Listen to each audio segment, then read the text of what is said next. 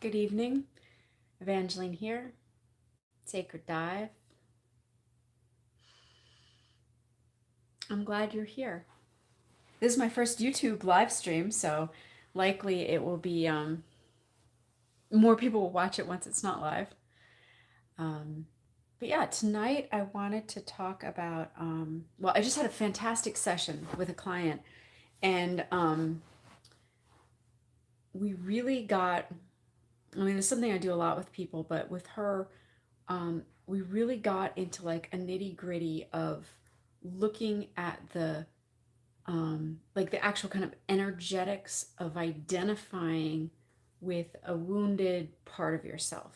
And there's so many words for that, right? Like it could be a inner child, it could be a inherited traumatic belief, um, any kind of identity that we walk around with. And identities can feel painful or less painful, and actually doesn't really matter that much for the sake of what I'm going to talk about. Okay, so let's see. Here's the basics. And this is definitely just a run through. Like, I'm not leading you through the actual meditative, like, dive that I take with clients to really go in and experience this firsthand. I'm just giving you, like, the overview here. So, um, okay, identification with something. Let's use an emotion. Say there's uh, say there's like a hurt, right? Like you feel hurt in some way by a person, a group, a memory of a parent, something like that. You feel this hurt. So you feel it, right? You can feel this thing, this energy, this thing that we have named hurt, right? And so there's this way of experiencing it from identification, and that's within it. You experience it from within. You are within it. And this is quite a sort of a mechanical thing I'm talking about. Um, so see if you can follow along. So here's this hurt, like, oh, I feel it. Oh. And once you really can feel it, it's nice to let the kind of the situation drop away so your mind isn't constantly pinging in, like, kind of rehurting itself with remembering what that person did or that person did. You just stick with the raw, like the raw energy, the raw feeling of that emotion of hurt, right? And then you notice, and I think you'll kind of notice if you just bring your awareness to it, you'll notice if you're kind of focused down in to that energy of hurt.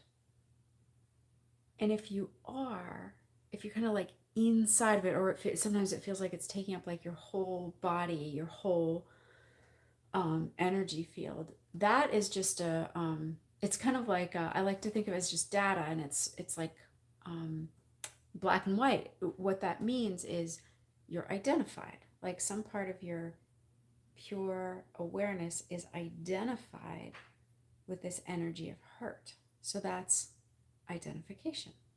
And as Byron Katie says, and all of them say, when you're believing something that's not true, it hurts. So there it is. It hurts to feel it hurts to feel hurt.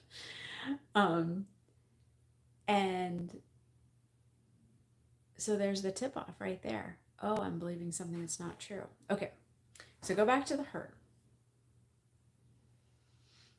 And now just see, even if it doesn't really make sense to you, what we're going to do is lift our actual awareness up and around. You can't see my hands, but they're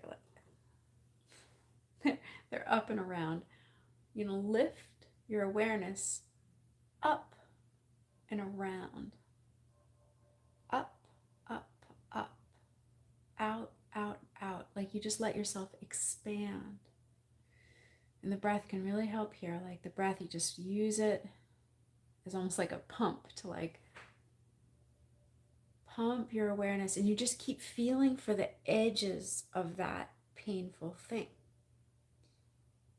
Like in this case, it's the hurt. So you keep feeling for the edges of it. Oh, okay, not quite there. And sometimes you have to get quite big. Like, your awareness might need to get as big as, like, all the way out to your car parked in the driveway, or the treetops, or the building tops. It's like sometimes awareness really, if that wounding or that hurt is big, so to speak, you really have to lift quite a ways up and around it. And what can happen, okay, and so just as far as the energetics of what I'm talking about here, sorry, I was kicking that.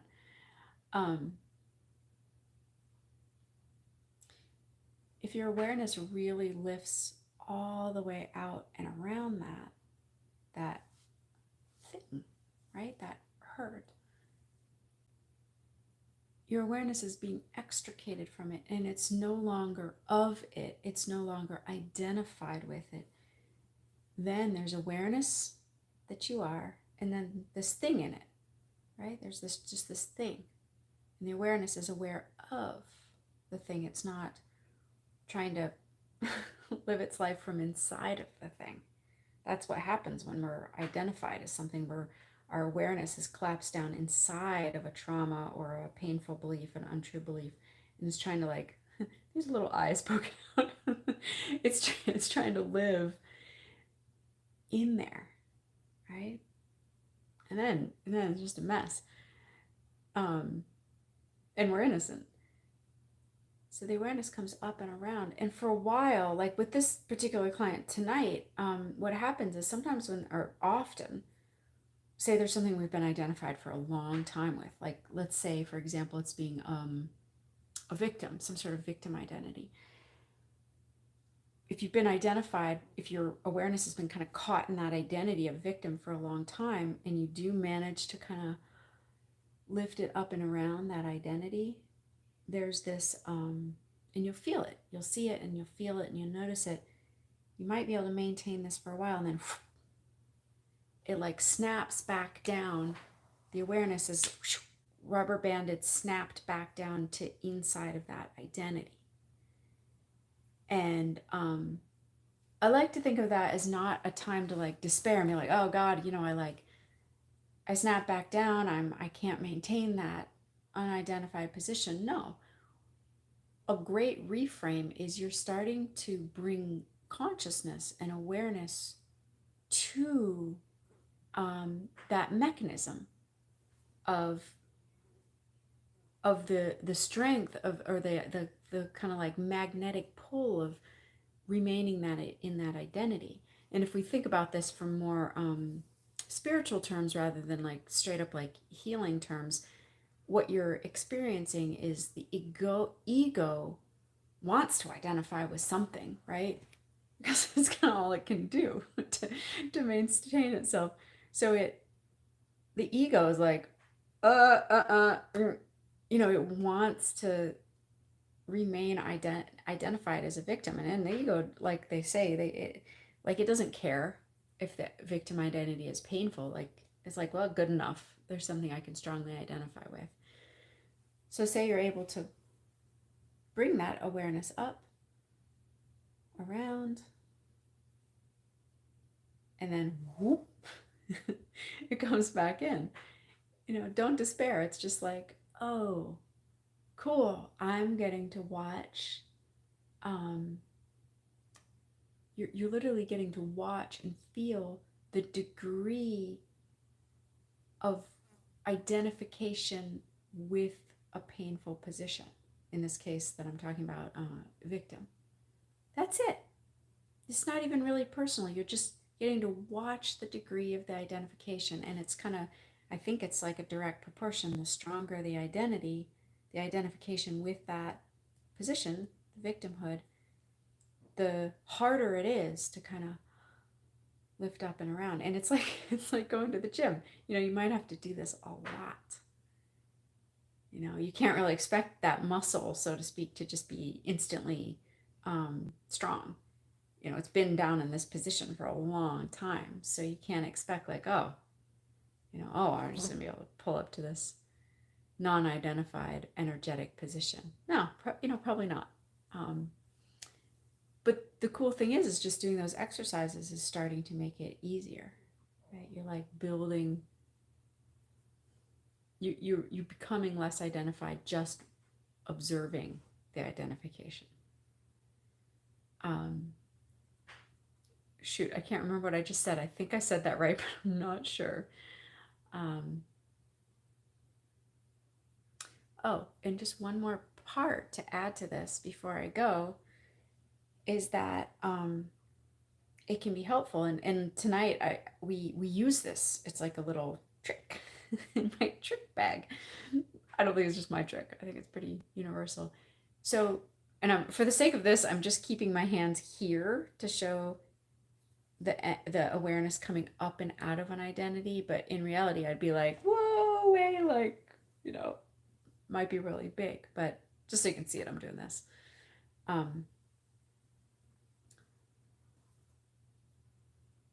So maybe this is it's too much, right? And that muscle, so to speak, isn't really built up yet. One thing you can do is establish a helper or a guide out here that is good at that and has no problem being out here up and around the identity.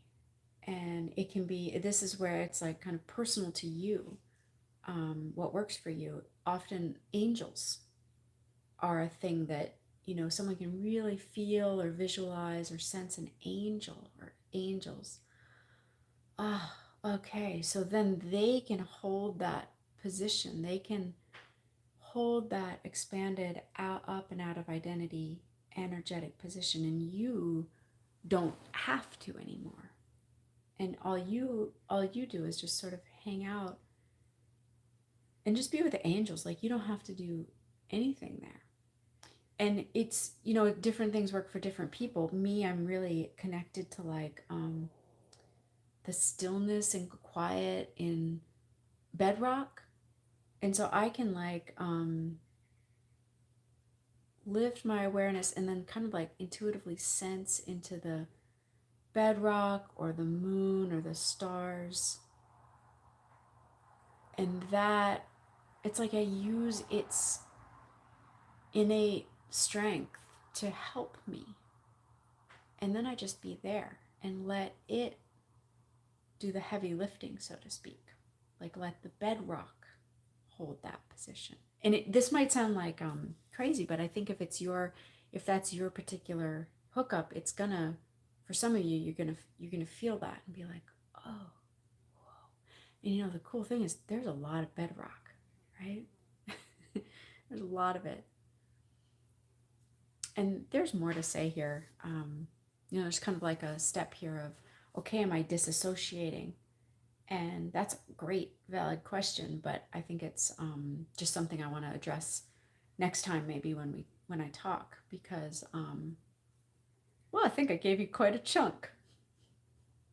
All right, so this is the work I do with people, although I would do it way slower and much more meditative and much more like attuned to like your